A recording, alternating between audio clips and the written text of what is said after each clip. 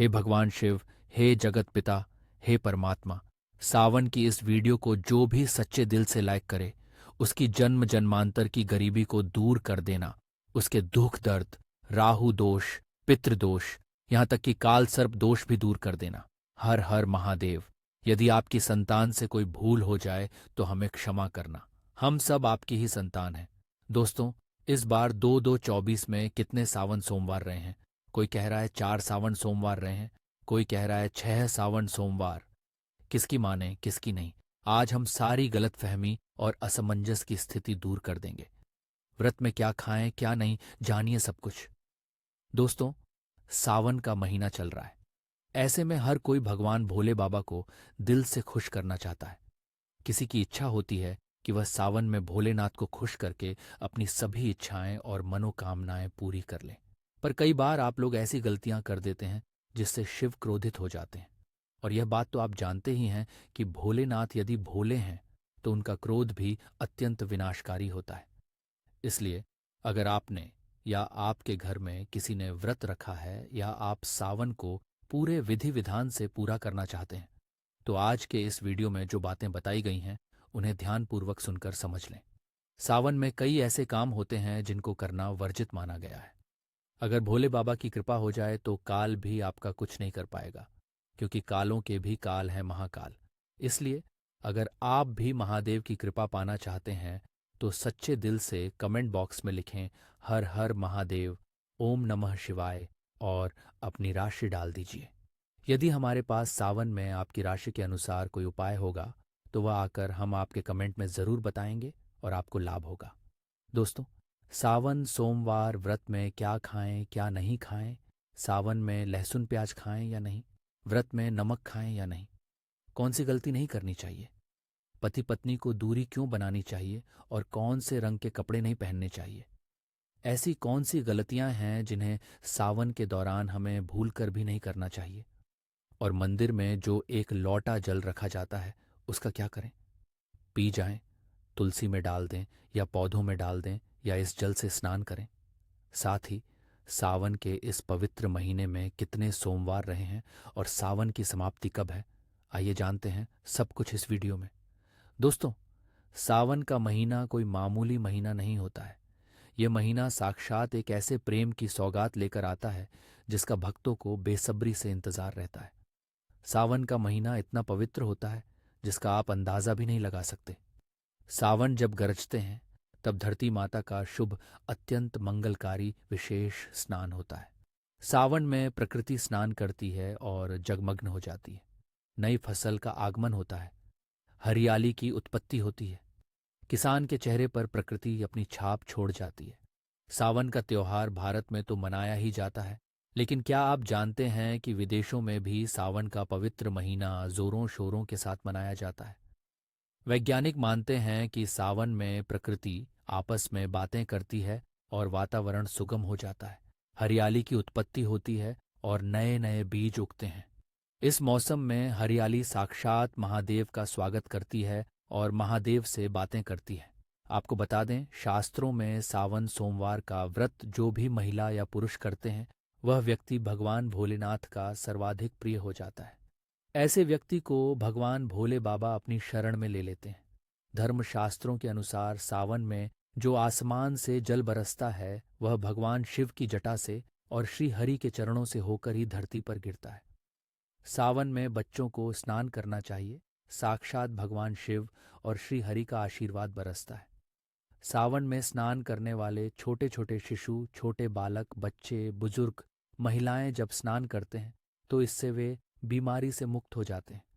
जो सावन में स्नान नहीं करते वे पापी कहलाते हैं। इसीलिए पाप से बचने के लिए सावन में स्नान, बरसात में स्नान अवश्य करना चाहिए। बच्चों को बरसात की सी बूंद मस्तक पर जरूर डालवानी चाहिए। बरसात की एक बूंद भी अमृत तुल्य होती है। जो बरसात में स्नान नहीं करते उन्हें पाप लग जाते हैं। दोस्तों, जो लोग लड्डू गोपाल की सेवा करते हैं तो लड्डू गोपाल हमारे सदस्य की तरह होते हैं, हमारे अपने होते हैं, हमारे घर के राजा होते हैं, किंग ऑफ द वर्ल्ड होते हैं। ऐसे में भगवान श्री कृष्ण को या लड्डू गोपाल को बरसात में स्नान अवश्य कराना चाहिए। सावन की पहली बरसात में लड्डू गोपाल को स्नान जरूर कराएं। उन्हें चांदी की थाली में, पीतल की थाली में या मिट्टी की थाली में रखकर स्नान अवश्य कराना चाहिए। सावन की पहली बरसात लड्डू गोपाल को अत्यंत प्रिय है। लड्डू गोपाल की विशेष कृपा पाने के लिए सावन के पहले ही दिन लड्डू गोपाल को स्नान अवश्य कराना चाहिए। इससे साक्षात लड्डू गोपाल की पूरे परिवार पर कृपा बरसती है। लड्डू गोपाल बहुत प्रसन्न होते हैं, अत्यंत से झूम उठते हैं, नृत्य करते हैं और सावन में प्रसन्न रहते हैं। दोस्तों, सावन में यात्रा का क्या कहना? शास्त्रों के अनुसार माना जाता है कि सबसे पहली यात्रा भगवान परशुराम ने भगवान शिव को समर्पित अपने कंधे पर उठाई थी। तभी से भगवान शिव को प्रसन्न करने के लिए यात्रा की जाती है। दोस्तों, लेकिन क्या आप जानते हैं सावन में 10 ऐसे नियम हैं जो आपको जानना बहुत ही आवश्यक है। अगर इन नियमों का पालन आप अपने जीवन में नहीं करते हैं तो आपको भगवान शिव के क्रोध का सामना करना पड़ सकता है। आपका पूरा परिवार गरीबी, निर्धनता और बर्बादी का सामना कर सकता है। दोस्तों, आज की वीडियो बहुत ही सुंदर है। वीडियो को अंत तक जरूर देखें क्योंकि अधूरा ज्ञान हमेशा खतरनाक साबित होता है। इसलिए वीडियो को पूरा अंत तक जरूर देखें और सच्चे दिल से कमेंट बॉक्स में लिखें हर हर महादेव, ओम नमः शिवाय और वीडियो को लाइक जरूर करें। आइए जानते हैं दोस्तों, सबसे पहले जानते हैं सावन सोमवार व्रत की तारीख। पहला सोमवार का व्रत 22 जुलाई, दूसरा सोमवार का व्रत 29 जुलाई, तीसरा सोमवार का व्रत 5 अगस्त, चौथा सोमवार व्रत 12 अगस्त, पांचवा व्रत 19 अगस्त को रखा जाएगा।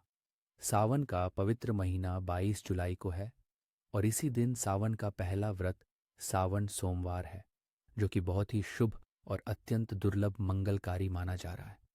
पहले दिन सावन सोमवार का व्रत विशेष है, दुर्लभ है। कई सालों के बाद जाकर महासंयोग आ रहा है।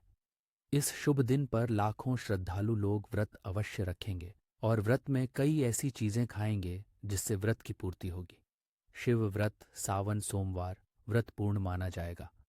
लेकिन ऐसे में हम जानते हैं व्रत में क्या खाएं और क्या नहीं खाएं। दोस्तों, अगर आपने सावन सोमवार का व्रत रखा है तो आप इस दिन सात्विक भोजन ही करें। यह निर्जला व्रत नहीं होता, इसलिए इस व्रत में सेंधा नमक से बनी चीजें खा सकते हैं। अगर आपने फल खाने पर संकल्प लिया है तो नमक भूल कर भी न खाएं। आप फल वगैरह ही खाएं और कुछ मत खाएं। व्रत में बाहर का गन्ने का जूस मत पीना, उसमें नमक होता है। बर्तन कोई कितना भी कर ले, नमक रह ही जाता है। बाहर का जूस भी मत पीना, उनके बर्तनों में भी नमक होता है। जो हम घर में देखभाल कर लेंगे, व्रत की वह बाहर नहीं कर पाएंगे और वह नमक आपके मुंह तक जाएगा तो आपका व्रत खंडित हो जाएगा। व्रत में डब्बा बंद जूस नहीं पीना चाहिए, उसमें कई केमिकल होते हैं जिससे व्रत टूट जाता है। और व्रत में लंबे समय का रखा हुआ भोजन भी नहीं करना चाहिए, वह दूषित भोजन कहलाता है जिसमें विष होता है। दोस्तों, सावन में कई बार शुक्रवार का दिन आता है तो खट्टा भूलकर भी मत खाना, क्योंकि माता संतोषी इस दौरान जागृत अवस्था में हो जाती है, वह रुष्ट हो जाएंगी। इस दिन आप पानी पूरी, इमली की चटनी वगैरह खट्टे फल वगैरह जाने अनजाने में भी मत खाना, क्योंकि इससे माता संतोषी क्रोधित हो जाएंगी। एक बार माता संतोषी रुष्ट हो गई तो आपको जिंदगी भर कष्ट भोगना पड़ सकता है। माता रानी भोली हैं, पर सावन के महीने में जो भी शुक्रवार के दिन खट्टा खाता है उसे परेशानी और माता के क्रोध का सामना करना ही है।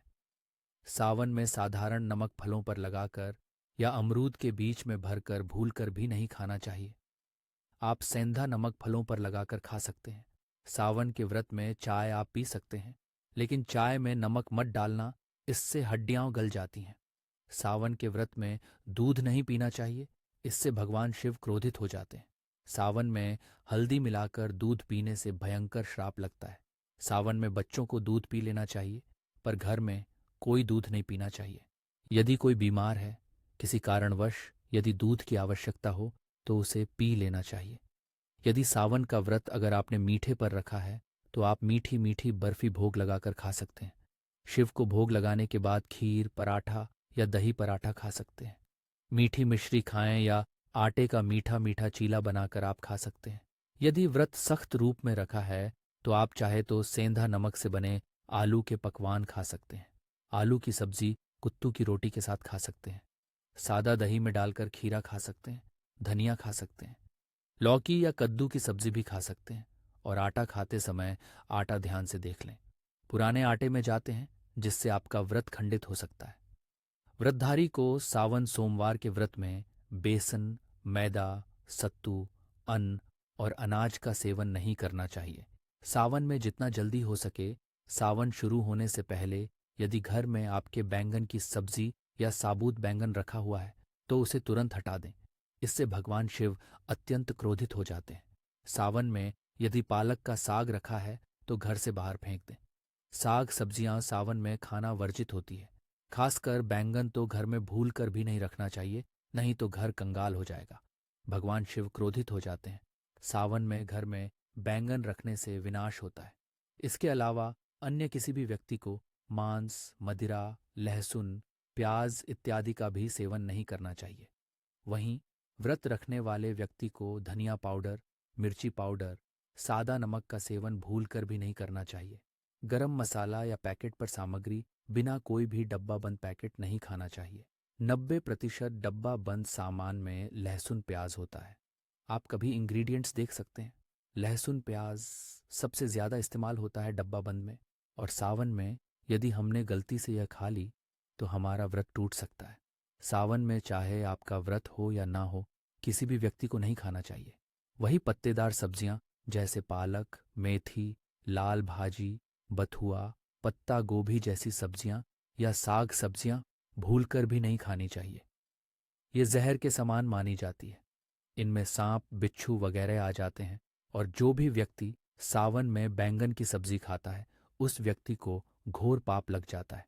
इसी कारण लोग द्वादशी और चतुर्दशी पर बैंगन नहीं खाते। पत्तेदार सब्जियां क्यों नहीं खाई जाती, इसके पीछे एक कथा है, मैं आपको बताऊंगा।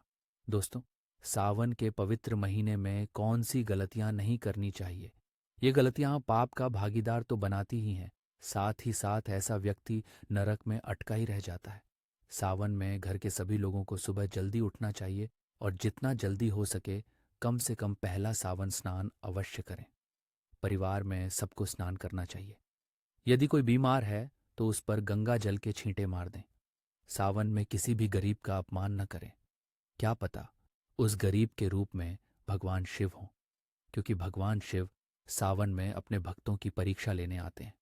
सावन में देर तक सोने वाली महिला का पति बर्बाद हो जाता है और उसकी मृत्यु निकट भविष्य में जल्दी हो जाती है। इसलिए पति के उठने से पहले सावन में हर स्त्री को जल्दी उठ जाना चाहिए और भगवान शिव की पूजा करनी चाहिए। सोमवार व्रत अवश्य करना चाहिए। ऐसा करने से धन लक्ष्मी का वास होता है। सावन में पति पत्नी को सहवास नहीं करना चाहिए। अगर आपने व्रत रखा है या आपकी पत्नी ने व्रत रखा है तो आप दूरी बनाकर रखें, क्योंकि इस दौरान ऐसा व्यक्ति भगवान शिव की शरण में होता है। सावन में घनघोर काले वस्त्र पहनकर शिव मंदिर में नहीं जाना चाहिए। चाहे तो आप घर में काले वस्त्र पहन सकते हैं, लेकिन मंदिर में भूलकर भी मत जाना और ना ही व्रत में काले वस्त्र पहनना चाहिए। वैसे तो सावन में लहसुन प्याज नहीं खाना चाहिए, पर यदि आपका व्रत है तो उस दिन पूरे परिवार को लहसुन प्याज से परहेज करना चाहिए। सावन के महीने में घर में गंदगी नहीं होनी चाहिए, इससे प्रकृति नाराज हो जाती है। सावन में आपके घर का जो मंदिर है उसमें माचिस के खाली डिब्बे या माचिस नहीं रखनी चाहिए। सावन में घर में किसी भी व्यक्ति को गाली नहीं देनी चाहिए। चुगली आदि नहीं करनी चाहिए। पत्नी को अपशब्द नहीं कहने चाहिए और ना ही पति को अपशब्द कहने चाहिए। इससे भगवान शिव आपको श्राप दे देते हैं। सावन में जो भी व्यक्ति दूध में हल्दी डालकर पीता है उसके ऊपर महाकाल का क्रोध बरसता है। सावन में बाल, नाखून वगैरह नहीं बनवाना चाहिए। ये आपको पहले कर लेना चाहिए। कोई ज्यादा समस्या हो तो आप ऐसा कर सकते हैं, पर शिव जी से क्षमा अवश्य मांग लें। सावन में शरीर पर तेल नहीं लगाना चाहिए। यदि आपका व्रत है तो आप शरीर पर तेल ना लगाएं। दोस्तों, माता पिता का सम्मान करना चाहिए, क्योंकि माँ माता पार्वती और पिता भगवान शिव को माना जाता है। इसलिए माता पिता में इन दोनों का वास होता है। माँ पिता का आदर करने से भगवान शिव और माता पार्वती प्रसन्न होते हैं। सावन में देवी देवता से कोई भी शुभ उपहार के तौर पर कभी किसी को मत देना, नहीं तो भगवान शिव आपके घर से सदैव के लिए चले जाएंगे। दोस्तों, अब जानते हैं सावन के इस पवित्र महीने में शिवलिंग पर कौन कौन सी चीजें नहीं चाहिए जिससे आपको पाप न लगे।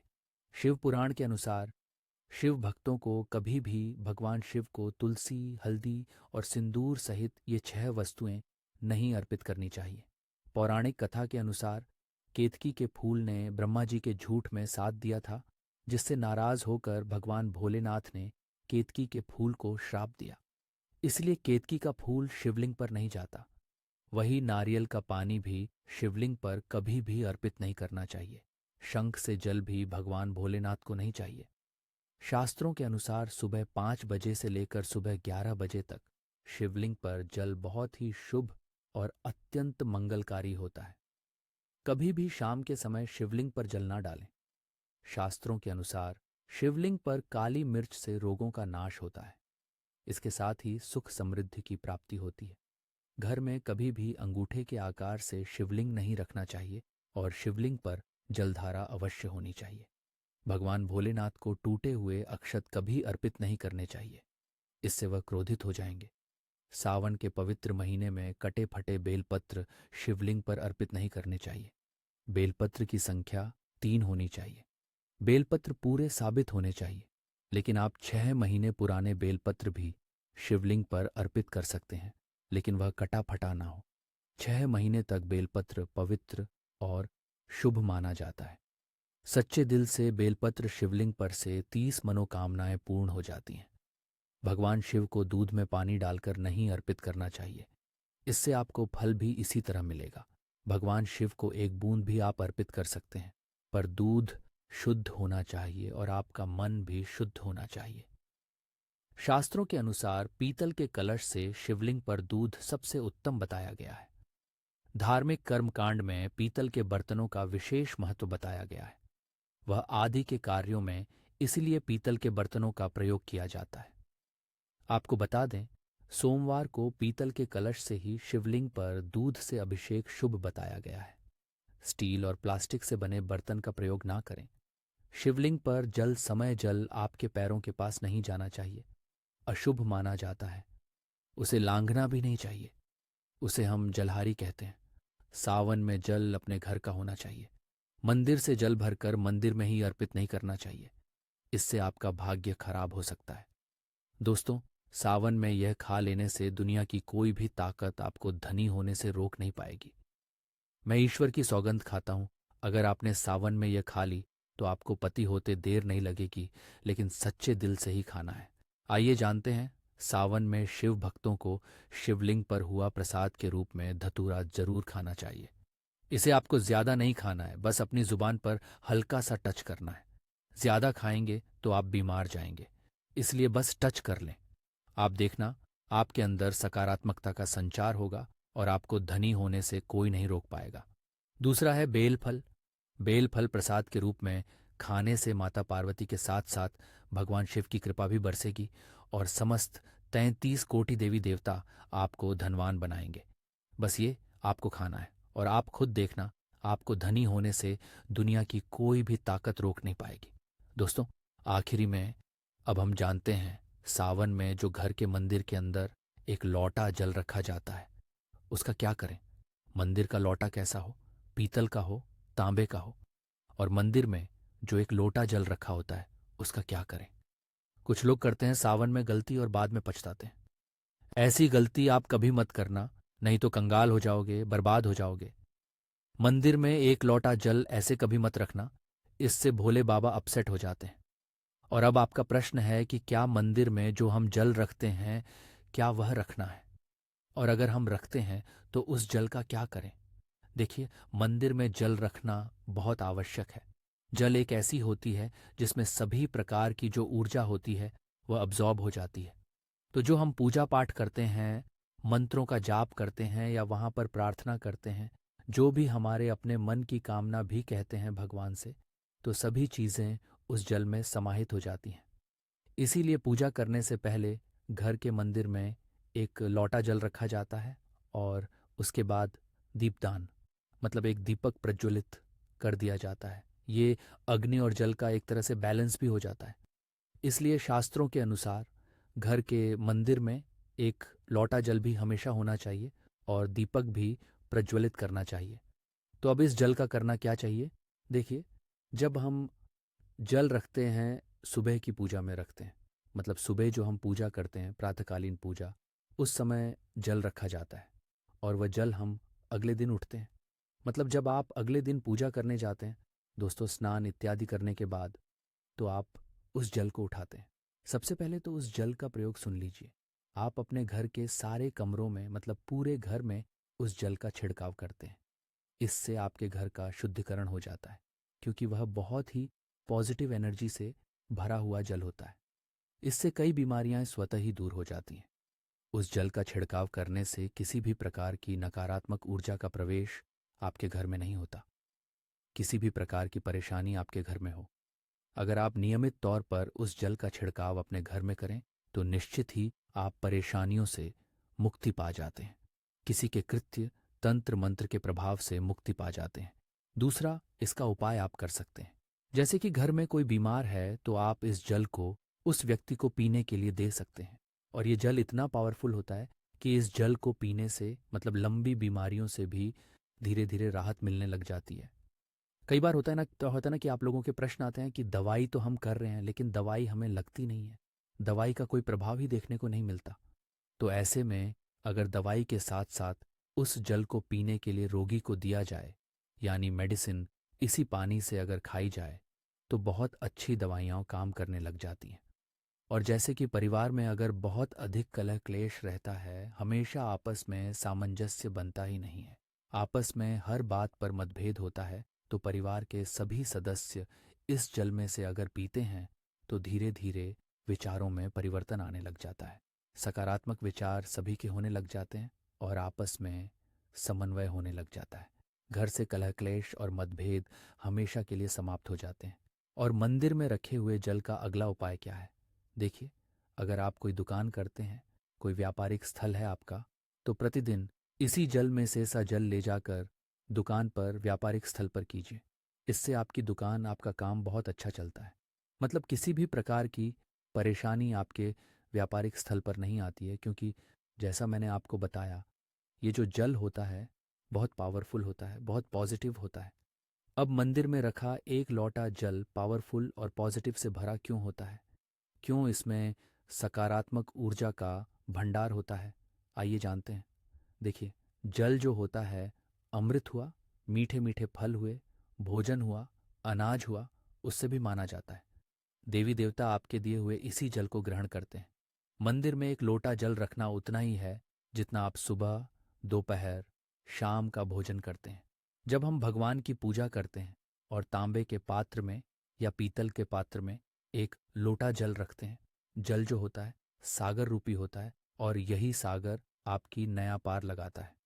मंदिर में एक लोटा जल रखने का कारण एक और ये होता है कि जो लोग भगवान को डेली भोजन नहीं करा सकते, तो वह मंदिर में एक लोटा जल रखते हैं ताकि भगवान इसे ग्रहण करे, और यह जल रूपी प्रसाद अगले दिन सुबह के समय आप प्रसाद समझकर ग्रहण करें।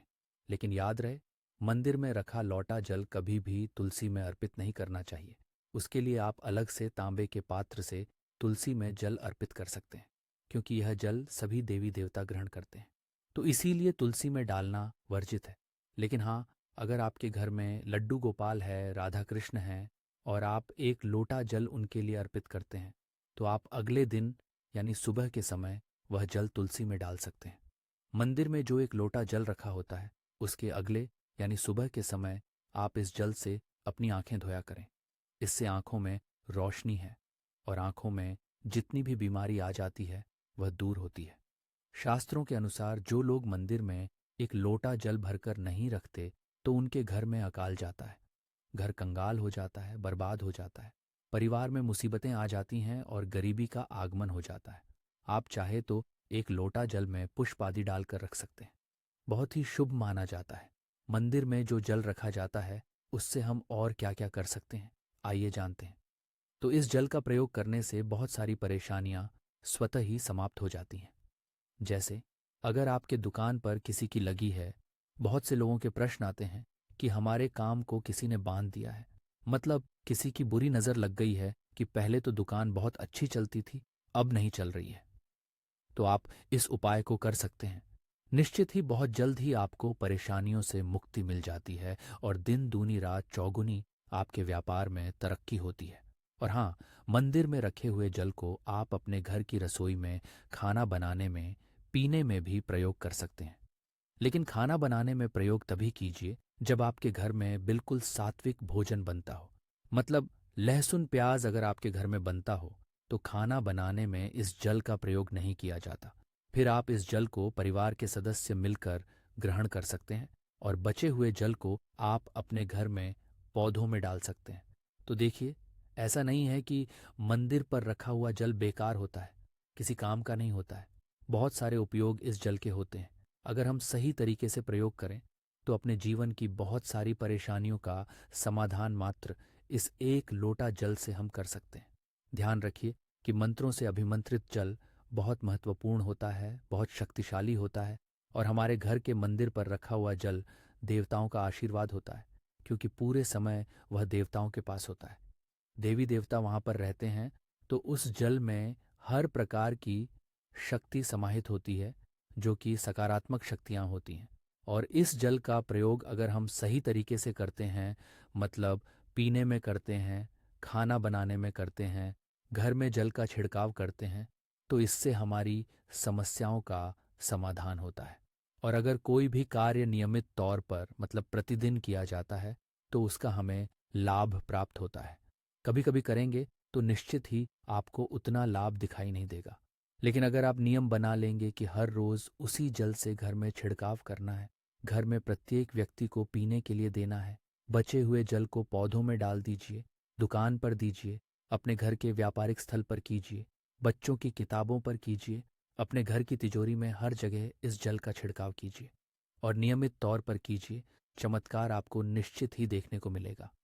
इसी प्रकार से जो रसोई में रखा हुआ जल होता है उसका अपने घर के मुख्य द्वार पर छिड़काव कीजिए, तो इसका भी आपको लाभ बहुत ही शीघ्र दिखाई देगा। लेकिन इसे अपने रूटीन में शामिल करना होगा, प्रतिदिन नियम से यह कार्य करना होगा, तभी आपको लाभ देखने को मिलेंगे। और हाँ, कई लोगों के प्रश्न आते हैं कि मंदिर पर जो रखा हुआ जल होता है, तो जब हम अगले दिन उठाते हैं तो उसमें कई बार कुछ चीज़ें जाती हैं, कोई जाते हैं, क्योंकि खुला होता है। तो क्या हम उसे ढक सकते हैं? जी हाँ, बिल्कुल ढक सकते हैं। जब आप पूजा करते हैं सुबह के समय, तो जब तक पूजा कर रहे हैं, जब तक मंत्रोच्चारण कर रहे हैं, तब तक जल खुला रखिए। और उसके बाद जैसे कि आप पूजा पर से उठते हैं, तो उससे पहले जल को किसी भी प्लेट से या कटोरी से ढक दीजिए।